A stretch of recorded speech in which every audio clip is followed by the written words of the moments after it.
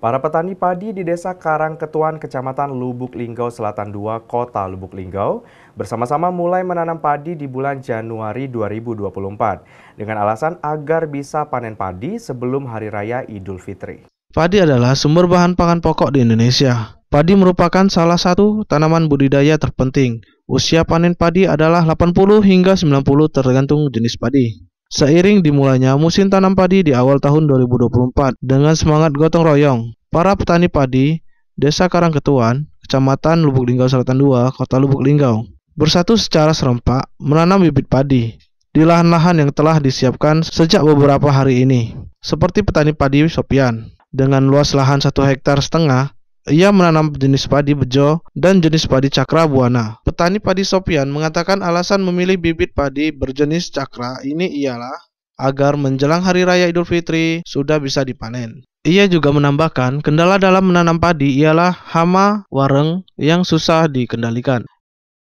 Di sini ini sudah mulai musim tanam ini Pak ya? Ya, Untuk luas lahan Bapak berapa ini Pak?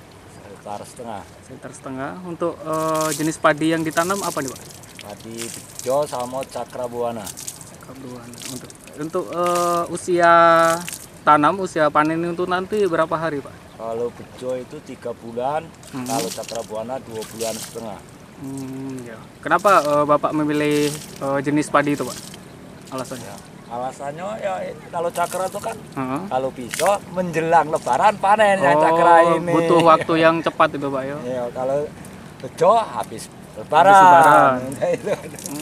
Karena umurnya cuma 2,5 bulan cakra. Oke, baik. Sekarang ini dalam menanam padi gimana Pak? Apa kendalanya? Kendalanya sekarang ini yang dirasakan petani Uh-huh. wereng. Oh, wereng itu hama wereng Pak ya? Hama wereng. Kalau tikus ya mungkin tahun ini tidak seberapa. Iya, bisa ditanggulangi itu. Bisa ditanggulangi. Kalau wereng ini siang malam ya itulah penyakitnya. Oke. Untuk harapan kedepannya gimana Pak untuk pertanian Pak?